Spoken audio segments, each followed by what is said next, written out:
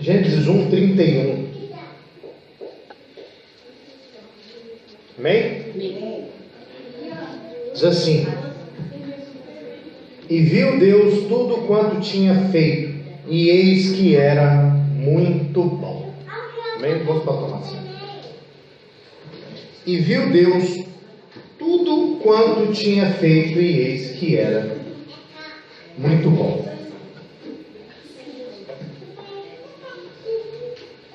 Irmãos,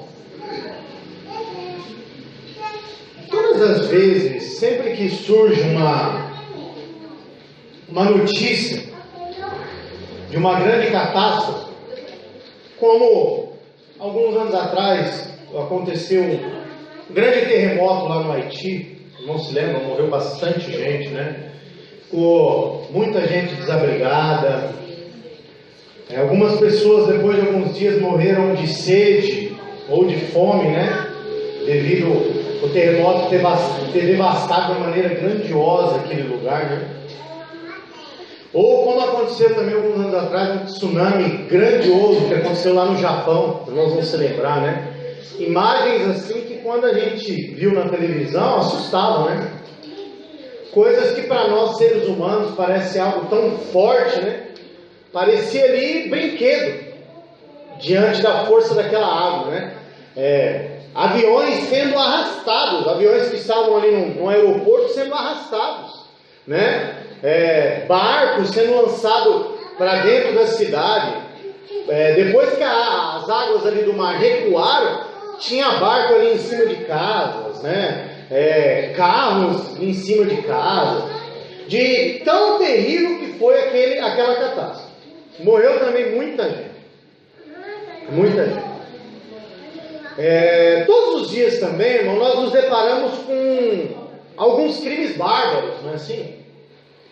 Coisas que, como eu digo, né, parece que o criminoso está em casa, ele assiste um programa de TV e vê um crime bárbaro ali, ele fala, eu consigo fazer pior.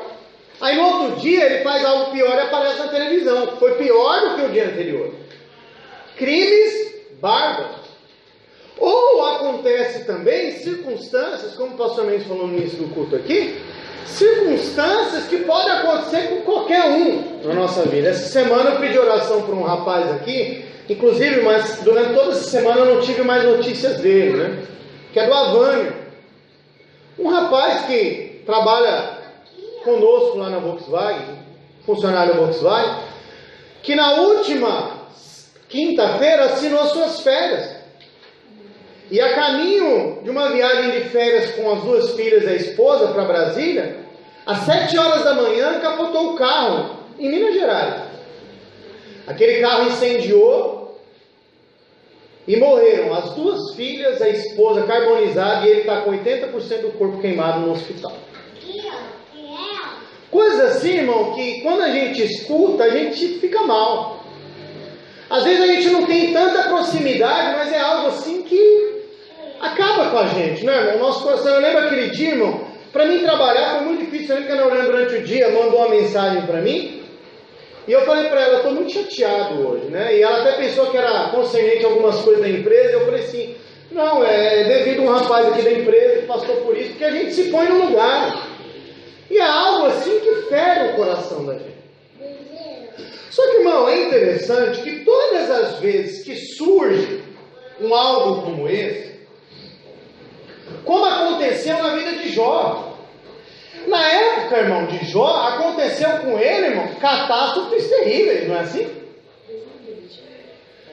Num dia, irmão, aconteceu algo que matou todos os animais, toda a fazenda dele, tudo que ele tinha. É como se tivesse passado um furacão na vida de Jó. Num outro dia acontece uma outra catástrofe que mata os seus filhos, mata a sua família.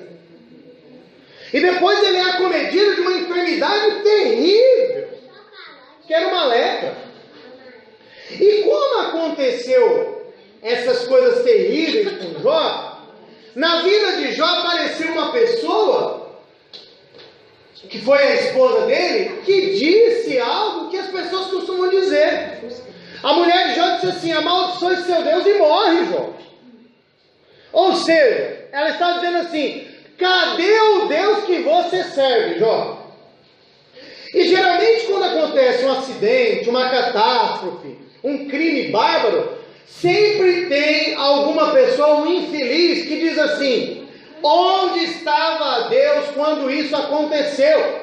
Não é assim? Quem nunca ouviu isso?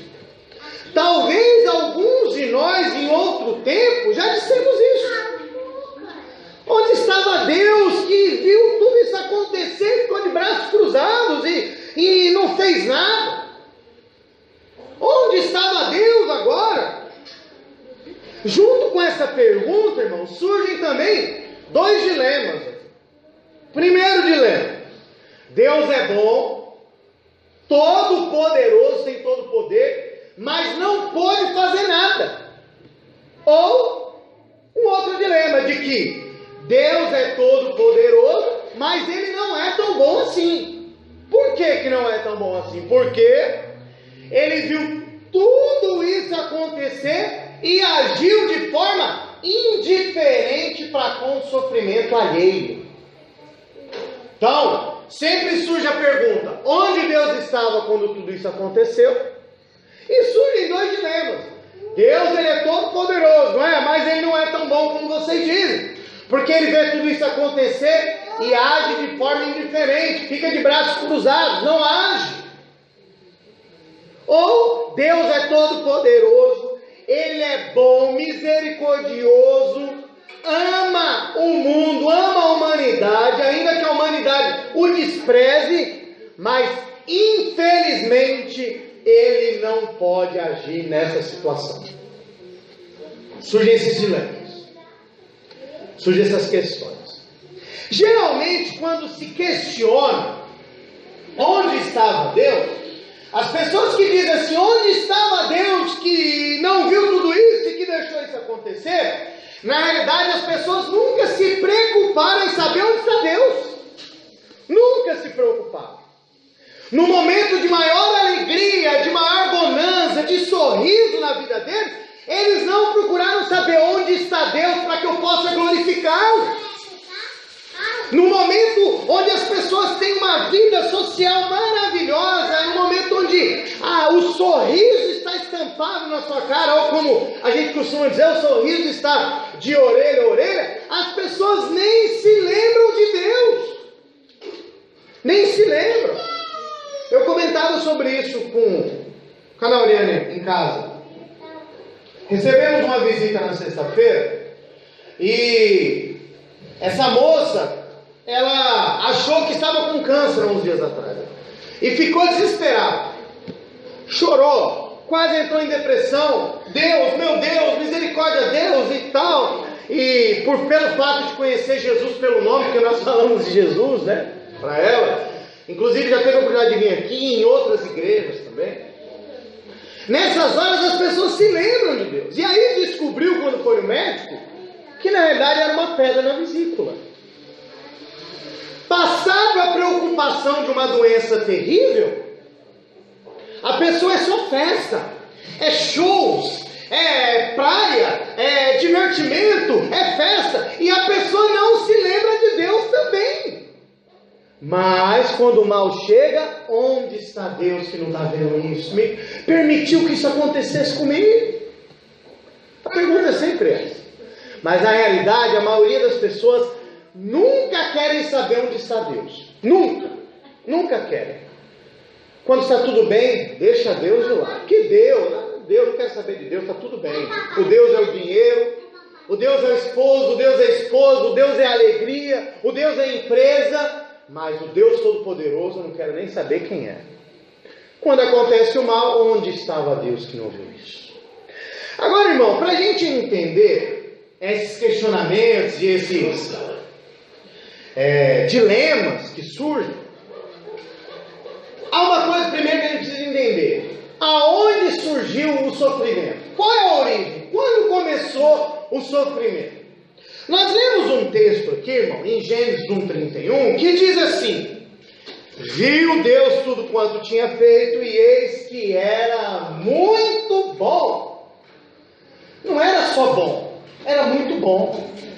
Se a gente for ler no original lá, a conotação da palavra traz perfeição. É como se estivesse escrito: viu Deus tudo quanto tinha feito e era perfeito. O pastor Mendes hoje lembrou aqui das cataratas de Foz do Iguaçu, né? Existem também as cataratas do Niágara, né? Existem vários pontos turísticos do mundo que a gente acha belo. E olha que a gente acha belo, irmão, depois da condenação desse mundo. Você imagina como era quando Deus disse isso aqui: é perfeito. Tudo era muito bom. Só que havia algo interessante. Deus, com toda a criação, sabe quantas árvores Deus criou e colocou no jardim onde estava Adão? Mais de 2 bilhões de árvores. Mais de 2 bilhões de árvores Deus cria, coloca no lugar e fala para o homem: de 2 bilhões você pode desfrutar. Desfrute. Uvas maravilhosas, mangas belíssimas, melancias ali, irmão, que era mel puro, né? A famosa fruta do conde ou pinha, aquela fruta deliciosa, né, irmão? Maravilhosa aquela fruta. Imagina tudo quanto é tipo de fruto, irmão. Adão tinha em suas mãos o melhor de todos esses frutos, o melhor de tudo. Árvores ali que não tinham conhecimento de uma erva daninha, árvores que nunca se depararam com um gás carbônico, árvores que nunca se depararam com um inseticida, não, árvores perfeitas. E Deus diz: desfruta de tudo, mais de 2 bilhões. Só que aí Deus coloca no meio de uma desses 2 bilhões de árvores uma árvore que era um símbolo. Por que era um símbolo? Essa árvore simbolizaria aonde o homem queria estar. É como se Deus colocasse aquela árvore e dissesse para o homem: homem, Adão, essa árvore aqui vai simbolizar o que você deseja para a sua vida. O que você quer dela? Será um símbolo entre nós dois do que você quer para você, aonde você quer estar. Essa árvore vai ser o símbolo. Por quê? Se você obedecer e não tocar nessa árvore, você vai estar debaixo da minha proteção, do meu sustento, do meu governo, vai ser íntimo comigo. Ou seja, todas as tardes Deus passava e conversava com Adão. Uma intimidade, um contato com toda a criação de Deus, né? Um governo estabelecido por Deus ali, irmão, que era algo perfeito, algo sublime. Eu costumo dizer, irmão, que Adão morava no melhor condomínio fechado que já existiu na face da terra. O melhor de todos. O mal nunca tinha entrado ali. Deus colocou aquela árvore como um símbolo. Você quer a minha proteção, o meu governo, a minha intimidade? Ou você pode querer assumir um projeto próprio, totalmente distante de mim? O que você quer? Meu governo, minha intimidade, minha proteção, meu cuidado? Ou você quer tocar o barco sozinho? Senhor, deixa que daqui em diante o Senhor criou tudo, muito bom, muito maravilhoso, mas deixa que daqui em diante eu assumo. Essa árvore simbolizaria isso, aonde o homem queria estar. Se na proteção de Deus, ou num projeto próprio por sua conta própria. Qual era o lugar que você queria estar? E o que o homem escolheu, irmãos? Escolheu andar por conta própria. Escolheu fazer tudo sozinho. Rompeu a ligação que ele tinha com Deus. Rompeu todo o cuidado que ele tinha com Deus. Deus, deixa que eu tomo conta. Gênesis, no capítulo 2, no verso 16 e 17, diz assim: ordenou o Senhor Deus ao homem, dizendo: de toda a árvore do jardim comerás livremente. Lembra que tinha mais de 2 bilhões. É árvore para chuchu, irmão. Falar chuchu era uma das árvores que tinha lá. Talvez tenha surgido de lá esse termo, né? Mas a árvore do conhecimento do bem e do mal dela não comerás. E aqui não é uma ordem, irmão. Aqui é uma recomendação, ó. Não come dela. Não comerás. Aí Deus vai explicar por quê. Porque no dia em que dela comeres, certamente morrerás. Deus mostra uma condição. Aí em Gênesis 3:11 vai mostrar o que o homem escolheu. E Deus disse: Adão, quem te mostrou que você estava nu? Você comeu da árvore que te ordenei para que não comesse, Adão. Ou seja, o homem escolheu o caminho do mal. A culpa aqui não era de Deus. Deus colocou e fez tudo perfeito, como nós lemos em Gênesis 1:31. Deus criou e olhou que tudo era bom. Tudo era perfeito, tudo estava no seu devido lugar. Mas o homem escolheu o mal. O homem escolheu Deus. Eu não quero o Senhor governando, eu não quero o Senhor cuidando, deixa comigo. Aí alguns poderão dizer assim: mas Deus agiu de forma diferente. Porque se ele sabia que o homem escolheu mal, por que ele pôs aquela árvore lá no meio? Alguns vão dizer assim: Deus poderia ter tirado a árvore e deixado só a árvore boa. Por que ele pôs essa árvore lá no meio? Na realidade, não. A árvore desse conhecimento do bem e do mal mostrava ali que na verdade Deus não queria manipular o homem, não. Deus não queria fazer do homem um robô. Na realidade, Deus queria que o homem o seguisse por vontade própria, por amor, por querer, por entender que o governo de Deus e o cuidar de Deus é o melhor para a vida dele. É isso que Deus queria simbolizar ali com aquela árvore. Eu não vou te proibir, a árvore está aqui, eu não vou cercar a árvore, eu só te digo, se você comer dela, você vai morrer, então não come. Mas você tem o livre acesso. E o homem escolheu isso. Há um escritor, Lewis, que ele escreve assim: Deus fez todas as coisas boas, e por causa da excelência delas, uma das coisas boas que ele fez é o livre-arbítrio ao homem, dando a possibilidade do mal. E o homem, dispondo dessa possibilidade, escolheu o quê? O mal. Uma das coisas maravilhosas que Deus fez, irmão, foi o direito de escolha. O direito de um homem dizer assim: Senhor, eu escolho te servir, estar debaixo da tua proteção, porque não há coisa melhor do que estar debaixo da tua proteção e do teu governo, Senhor. O mal está ali, mas eu não quero o mal. Mas o homem, diante da possibilidade de escolher o bem e o mal, o que ele escolheu? O mal. Então, a origem do sofrimento, irmão, foi lá atrás. Foi quando o homem escolheu o mal. E aí, irmão, não adianta a gente falar assim: poxa, Adão, você poderia ter escolhido diferente, Adão. Eu vou te dizer, se em vez de Adão o nome dele fosse Wellington, teria escolhido a mesma coisa. Se o nome lá não fosse Eva e fosse Sheila, Sheila teria escolhido a mesma coisa.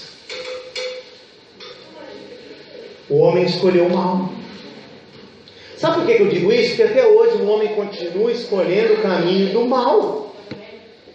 Ainda que ele nasça no caminho do mal, num caminho de morte, num caminho que conduz ele à perdição, ele tem a escolha de escolher o caminho da verdade e a vida, que é Jesus de Nazaré. E as pessoas continuam recusando o governo de Deus e o cuidado de Deus na vida deles, que é Jesus de Nazaré. Esse é o cuidado de Deus para a humanidade de hoje. Há um jardim preparado onde o Senhor vai nos levar novamente, onde o Senhor vai governar novamente. Mas para estar lá, tem que estar debaixo do senhorio de Jesus de Nazaré. E as pessoas continuam dizendo: não, eu quero o mal, eu não quero o bem. Então a pergunta correta não é onde Deus está. Não é essa a pergunta que o homem tem que fazer. Agora então, irmão, diante de tudo isso, sabe por que há sofrimento na terra? Porque depois que Adão escolhe o mal, o mundo ficou instável. O mundo enlouqueceu, irmão. As coisas viraram do avesso. Não é mais como era antes. Aquilo que Deus tinha feito e que era perfeito, mudou. Mudou. E aí quando nós olhamos, irmão, para uma notícia de uma catástrofe, com um crime bárbaro, com um sofrimento, a pergunta não é onde Deus estava quando isso aconteceu. Mas o certo é se dizer, não era para ser assim. Quando nós olharmos algo acontecendo, irmão, de mal, um sofrimento, não é uma pergunta onde estava Deus, mas sim não era para ser desse jeito. O nosso coração vai sofrer do mesmo jeito. O nosso coração por dentro vai sangrar do mesmo jeito. Mas o que nós devemos estar no nosso coração não era para ser desse jeito, não era a vontade de Deus ser dessa forma. Como alguns dizem, foi a vontade de Deus. Deus quis assim, não. A vontade de Deus era que continuasse tudo muito bom, tudo muito perfeito, o homem debaixo das suas asas, debaixo da sua proteção. Esse era o plano de Deus no início. Não era para ser assim. Deus não fez o homem para o sofrimento. Deus não fez o homem para a morte. E Ele não fica feliz com isso, irmão. Você acha que alega o coração de Deus é um tsunami? Alega o coração de Deus ver pessoas se matando nas ruas? Por causa de um time de futebol? Por causa de um celular? Muito pelo contrário. Deus não fez para ser assim. O homem escolheu isso. Gênesis 3,17 diz assim: E Adão disse, Deus disse para Adão: Porquanto deste ouvido à voz da tua mulher, e comeste da árvore que eu te ordenei, dizendo, não comerás dela. Aí, irmão, a gente vai ver onde surgiu o mal. Maldita é a terra por causa de ti. Com dor comerá dela todos os dias da tua vida. Graças à escolha que o homem fez, que é o mal, hoje a gente vive num mundo instável, a instabilidade. Graças à escolha que o homem fez, hoje o mar não fica quietinho no lugar dele, não, ele avança para dentro do lugar. Hoje não chove na hora certa, não, tem seca em alguns lugares. Graças à escolha que o homem fez do mal, hoje há catástrofes naturais aí acontecendo. Por quê? Maldita será a terra por causa de ti. Por causa de ti não é só por causa de Adão, é por causa da escolha dele. Maldita será a terra por causa da sua escolha. Porque você escolheu o mal. E aí a gente vive num mundo hoje, irmão, onde está tudo virado do avesso. A gente vê pessoas boas sofrendo, pessoas ruins conquistando coisas grandiosas, pessoas aí, irmão, que se fosse pela vontade humana, as pessoas morreriam naquela hora, mas morrem com 120 anos, né? Esses dias eu vi lá um braço direito de Hitler, irmão, com mais de 100 anos. E aí as pessoas dizem, aqui se faz, aqui se paga. Mentira, conversa, nada. Mais de 100 anos, quantos judeus aquele homem matou, irmão? Mais de 100 anos, vivendo regaladamente, rico. Esses dias eu estava vendo aí aquele juiz Nicolau dos Santos Neves, né, o famoso Lalau, está em prisão domiciliar. O homem está preso, irmão, a casa do cara é um quarteirão. Até eu quero ficar preso ali. Eu. Apesar de alguns dizerem assim que a pior prisão que tem é domiciliar, porque ele fica do lado da esposa, a esposa dele mandando, faz isso, faz aquilo, faz aquilo. Me leva para o presídio, pelo amor de Deus. Brincadeira. Mas está lá o homem que roubou, irmão, milhões e milhões e milhões, está numa prisão domiciliar.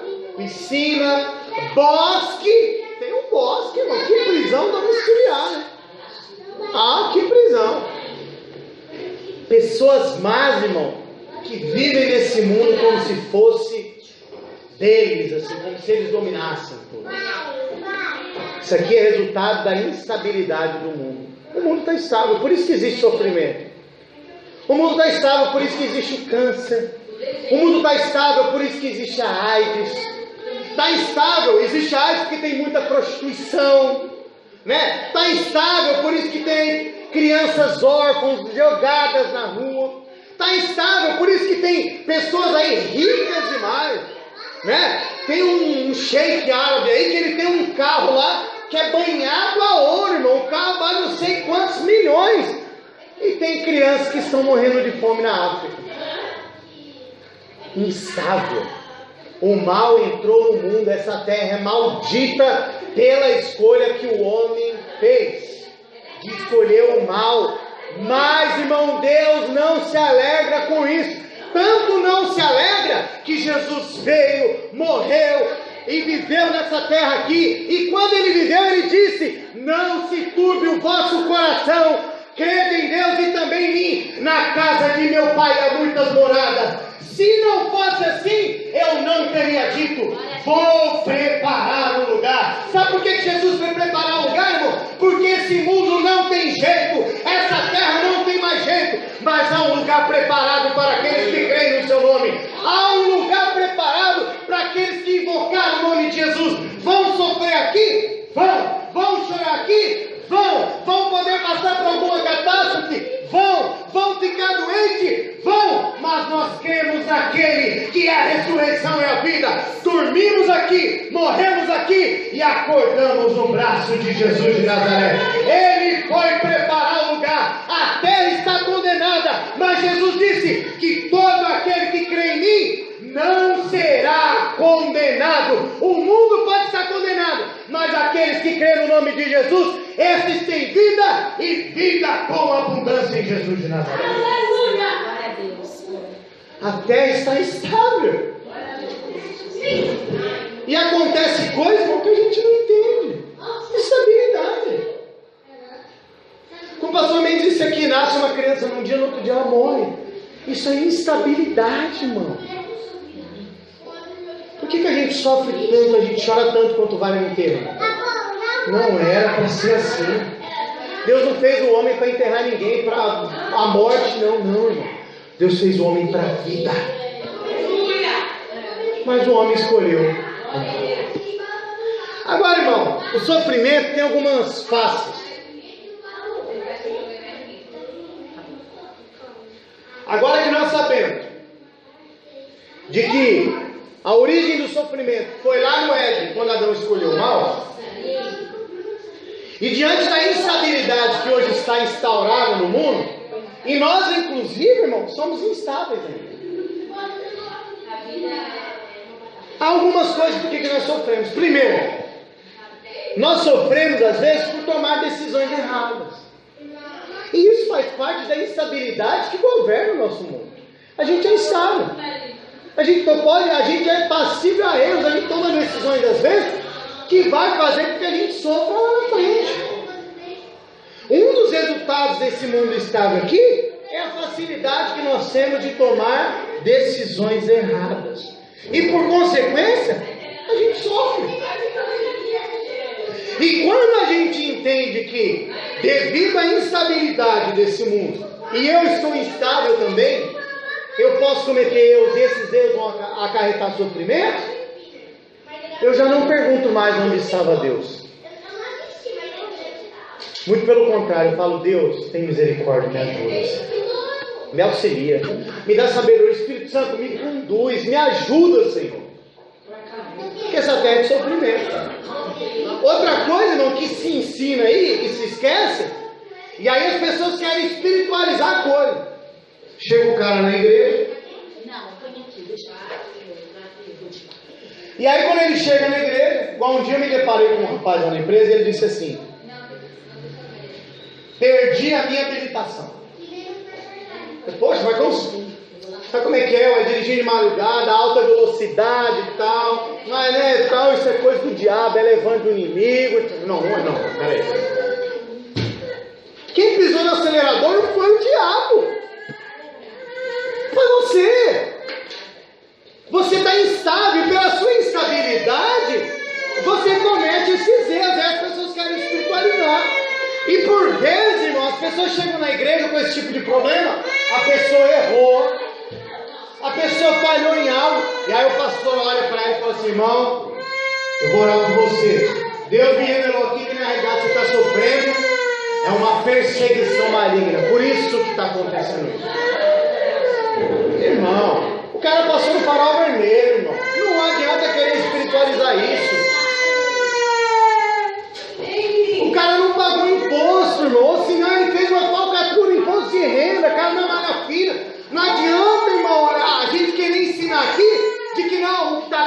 sua vida, é um levante do diabo. Não! Nós, pela nossa instabilidade, viver num mundo instável, nós às vezes vamos sofrer por cometer algumas decisões erradas. Sofremos por cometer decisões erradas. Nos alimentamos mal. Como é gostoso uma pizza, né, irmão? Eu, por mim, comia pizza todo dia. Mas se eu fizer isso, irmão, o que vai acontecer? A Verona velha do coração vai para onde? Aquela picanha, irmão, com aquela gordurinha, hein, irmão?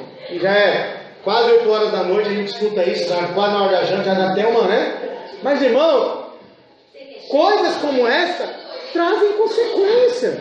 Eu me lembro do pastor Sarjão, e ele tinha muito problema de sinusite, né? O pastor Mendes deve se lembrar, ele tinha muito problema respiratório. E ele disse assim: eu não vou nem orar para Deus me curar. Isso aqui é consequência da vida que eu levava, cheirando cocaína, cheirando cola. É consequência disso aqui. Ou seja, uma decisão errada na vida dele fez com que ele sofresse. Hoje, irmão, ele não tem problema respiratório nenhum. Hoje ele está nos braços de Jesus de Nazaré. Antes de morrer, ele disse assim: fiquem em paz, eu estou com Cristo.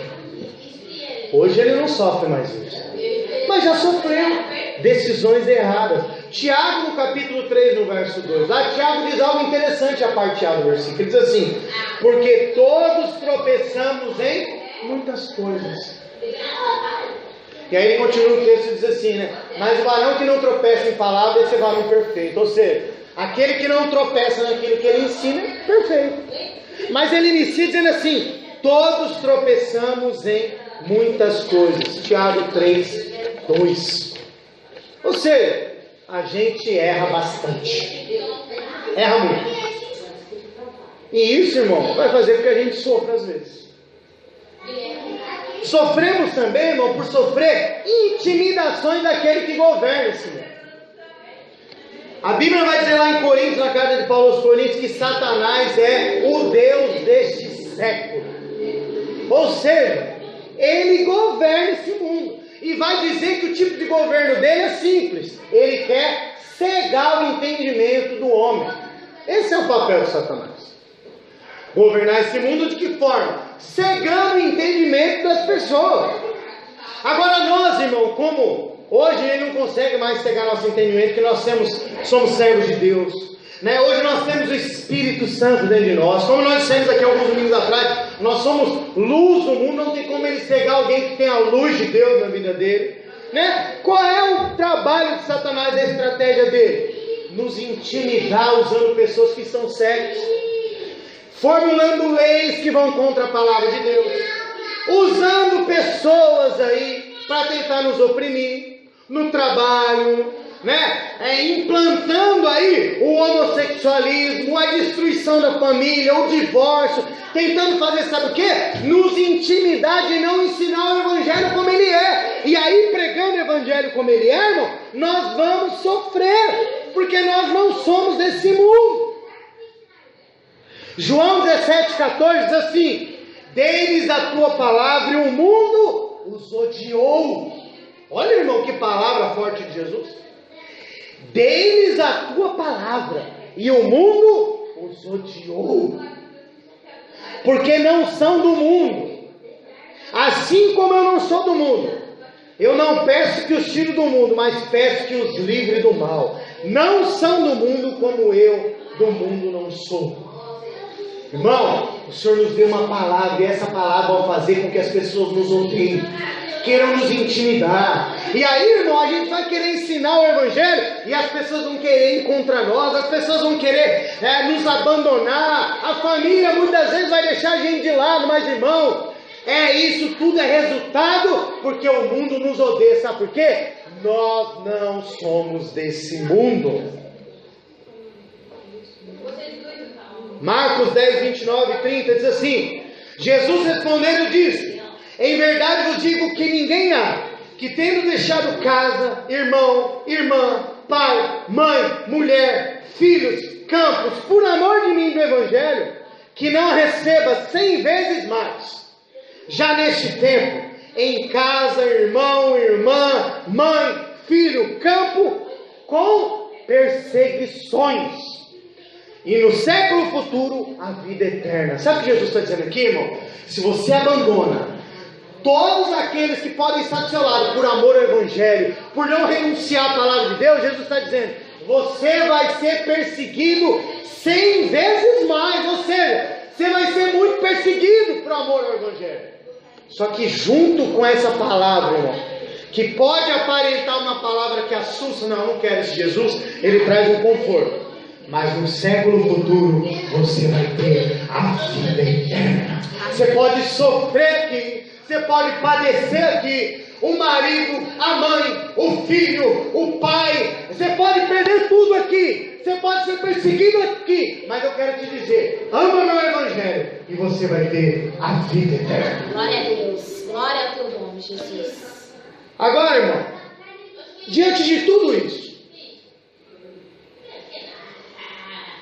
se nós somos passíveis a errar e sofrer por isso, e se nós somos passíveis a sofrer intimidações de Satanás desse mundo, porque nós não somos desse mundo, a Bíblia diz que nós somos forasteiros, passagem, estamos aqui de passagem apenas.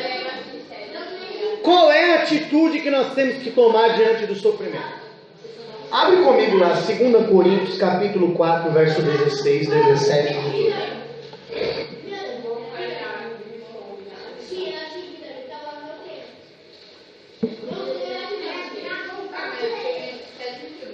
Segunda Coríntios 4, 16, 17 e 18, diz assim: por isso não desfalecemos, mas ainda que o nosso homem exterior se corrompa, o interior contudo se renova de dia em dia, porque a nossa leve e momentânea tribulação produz para nós um peso eterno de glória muito excelente, não atentando nós nas coisas que se veem, mas nas coisas que não se veem, porque as que se veem são temporais ou passageiras, e as que não se veem são eternas. Olha a palavra que Paulo traz aqui. Diferente do que se ensina, irmão, de que aceite a Jesus e acabaram os seus problemas. Enfermidade? Chega. Chega. Desemprego? Nunca mais. Vida próspera? Vida alegre? Vida sorrindo? Casamento perfeito agora? Tudo ótimo. Diferente do que se ensina, que a vida vai ser um mar de rosas, Paulo recebe a notícia de como seria a sua vida a partir do momento que ele aceitasse a Jesus. Atos no capítulo 9, no verso 16, olha o que Jesus diz: eu lhe mostrarei o quanto deve padecer pelo meu nome. Irmão, tenta imaginar. No dia, lembra aí no dia que você aceitou Jesus? Se o pastor olhasse para você e falasse assim: ó, agora eu vou te mostrar o quanto você vai padecer pelo nome de Jesus. Foi o que Paulo ouviu. Paulo, um homem que fazia parte do Sinédrio, um homem respeitado no meio dos judeus. Sabe o que ia acontecer com ele? Ele ia perder privilégios, ia ter uma oposição constante contra ele, vai ser perseguido, não tem jeito. Ia sofrer violência física, prisões, apanhou, foi apedrejado, ficou preso tantas vezes, naufrágio, fome, né? Inclusive no próprio texto aqui, de 2 Coríntios 4, depois se você puder ler a partir do verso 1, ele vai falar alguns dos sofrimentos que ele passou aqui. Noite sem dormir, nu, irmão, sofrimentos terríveis. Abandonado por muitos, inclusive pessoas que ele evangelizou e discipulou. No final da vida dele lá, ele vai dizer assim, que abandonaram ele amando o presente século. Olha para você ver. Pessoas que ele evangelizou e discipulou, às vezes vão nos abandonar. Olha para você ver como servir a Cristo é. Sabe qual é a atitude de Paulo diante dos reveses da vida dele? Que ele nos ensina aqui para que a gente enfrente os revés da nossa vida. Vamos meditar aqui em 2 Coríntios 4, 16, 17 e 18. Ele começa assim dizendo: por isso não desfalecemos. não desanimamos. Há uma tradução, irmão, nova versão internacional NVI, só que é inglesa, que diz assim: não perca o coração. E eu fui procurar no grego, a palavra quer dizer isso mesmo: não desfalecemos, não perca o seu coração. A primeira atitude de Paulo aqui, que ele nos aconselha, que ele usou para vencer o sofrimento, que nós vamos usar para vencer o sofrimento nessa terra, é que não percamos o nosso coração. Se o nosso coração estiver em Cristo, nós não vamos desfalecer. Lembra que Jesus disse lá em Mateus, no capítulo 6, no verso 21? Porque onde estiver o vosso tesouro, aí estará também o vosso coração. Irmão, o nosso coração tem que estar em Cristo, tem que estar firmado nele, tem que estar enraizado nele. Senhor, o meu coração é teu, eu estou preso em ti, não importa o sofrimento, não importa a angústia, não importa o que venha, Senhor, eu não vou desfalecer, porque o meu coração é teu, Jesus. Eu não paro, eu não desanimo. São poucas pessoas que querem ouvir às vezes, né? Às vezes a pessoa que a gente discipulou, talvez Paulo, quando olhou aquilo, me abandonaram, irmão, né? Olha só que situação difícil. Talvez ele tenha orado e tenha dito a Deus: Jesus, eu não vou desanimar, o meu coração está preso a ti. Irmão, não desanime. Onde estiver o seu tesouro, ali estará o seu coração também. Não perca o seu coração, não desfaleça, não desanime, não pare. Eu sei que parece ser difícil, talvez a gente diga assim: o irmão está pregando isso, mas ele não sabe o que eu estou passando. Ele não sabe o que é ir 2, 3 vezes por semana fazer radioterapia, quimioterapia com câncer. Eu não sei, e oxalá que eu nunca saiba, que Deus me livre desse mal. Mas eu sei de uma coisa: se o seu e o meu coração estiver em Jesus de Nazaré, nós entendemos, Deus não está contente com isso, e não contente, Ele preparou um lugar onde não vai ter câncer, onde não vai ter quimioterapia, onde não vai ter radioterapia. Médico na eternidade está desempregado, bombeiro na eternidade está desempregado, policial na eternidade está desempregado. Qualquer pessoa que cuide dessas coisas vai estar desempregado na eternidade ao lado de Jesus. Sabe por quê? Lá não tem choro, lá não tem enfermidade, lá não tem mal, porque Jesus de Nazaré é Ele quem governa, irmão. Não desfaleça, não perca o seu coração. Tenha o seu coração amarrado no Jesus de Nazaré. Glória a Deus. Glória a Deus. Outra coisa,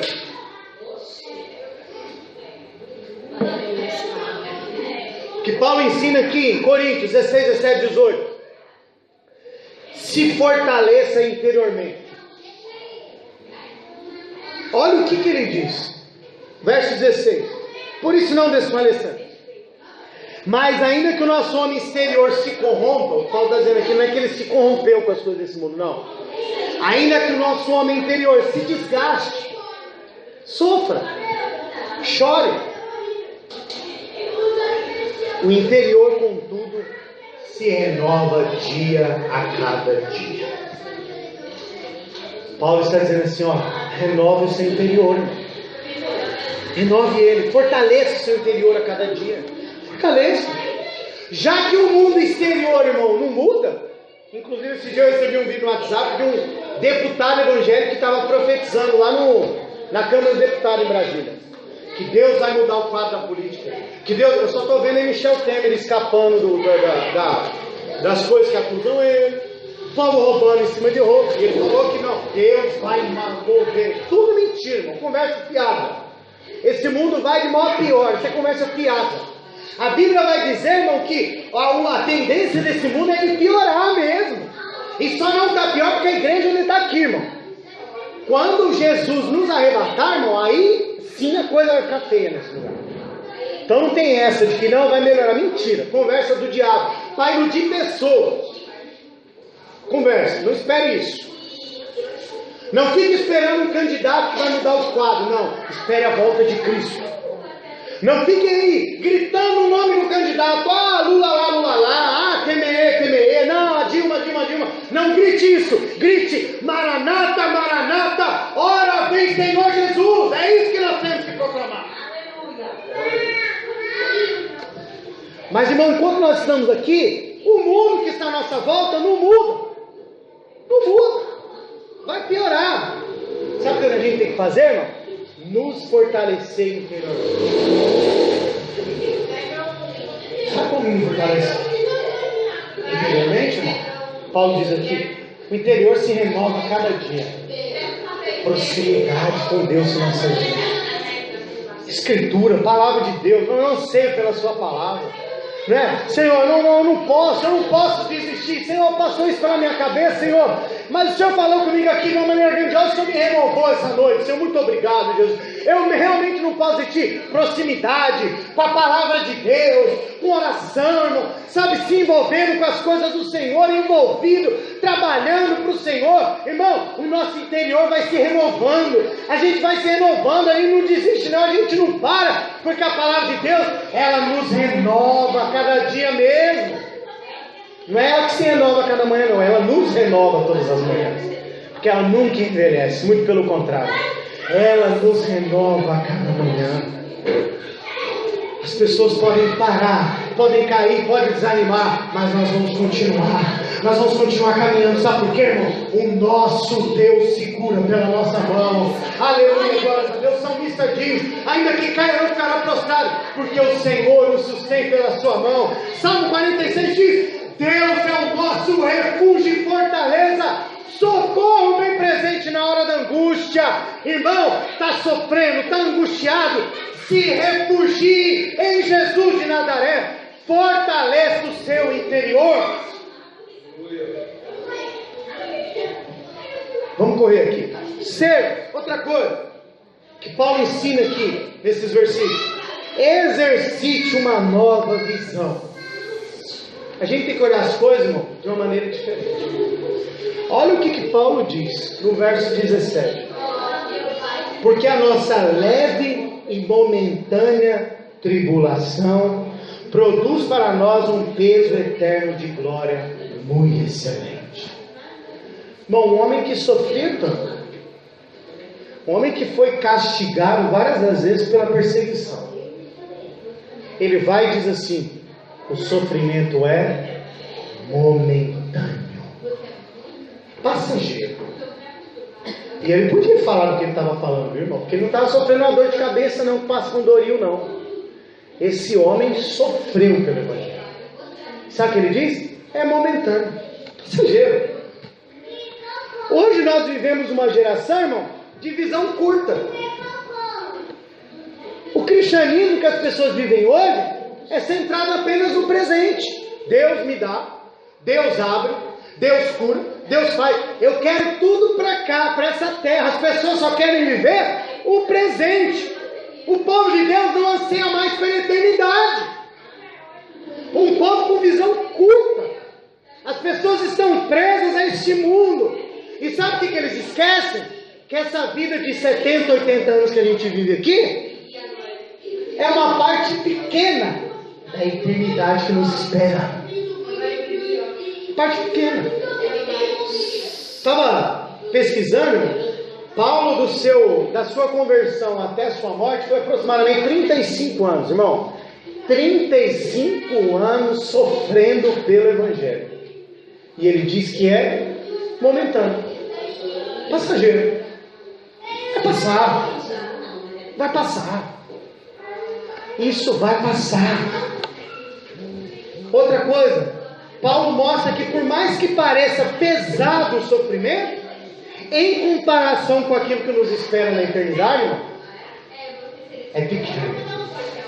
Olha o termo que ele usa. A nossa leve e momentânea tribulação produz para nós um peso eterno de glória excelente. Tenta imaginar uma balança aí agora. Coloca nessa balança todo o seu sofrimento. Coloca nessa balança. Coloca na balança aí câncer, fome, abandono, desprezo, choro, desemprego. E aí a balança vai pesando, não vai, irmão? Em uma palavra, essa balança muda o lado do peso. Eternidade. Glória. Quando se coloca a glória, irmão, em cima da balança, ela vira o contrário. Sabe por quê? A glória que nos espera é muito maior do que qualquer sofrimento que nós vamos passar nessa terra. Romanos 8,18 diz: porque para mim tenho por certo que as aflições deste tempo presente não são para comparar com a glória que em nós há de ser revelada. Irmão, não se compara, não se compara. O sofrimento pode estar grande, eu quero te dizer, Paulo disse, é momentâneo, e se é momentâneo, vai produzir um peso eterno de glória muito excelente. Irmão, não se compara aquilo que nos espera na celestial